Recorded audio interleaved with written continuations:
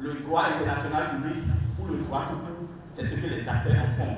Dans cet amphithéâtre de l'université de Parakou, on ne récite plus seulement le droit, on le confronte à la réalité du monde.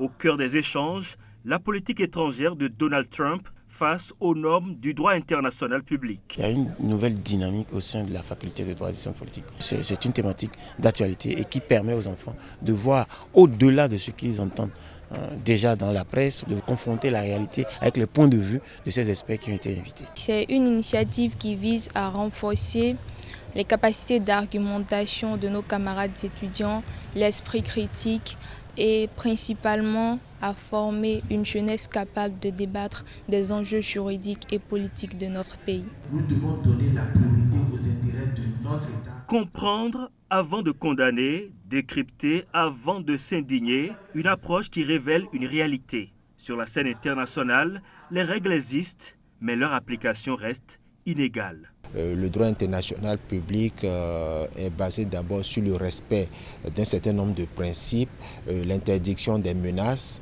l'interdiction du recours à l'emploi de la force. Si ce n'est pas le Conseil de sécurité des Nations Unies qui vous en donne, je vais dire, l'habilitation, pourquoi aujourd'hui on constate que les États-Unis ne respectent plus ces normes internationales du droit international public. Donc c'est tout cela qui a fait l'objet de débats. Que vaut le droit face à la puissance? Pour ces jeunes juristes, la réponse passe aussi par une Afrique plus unie, capable de peser dans le débat mondial.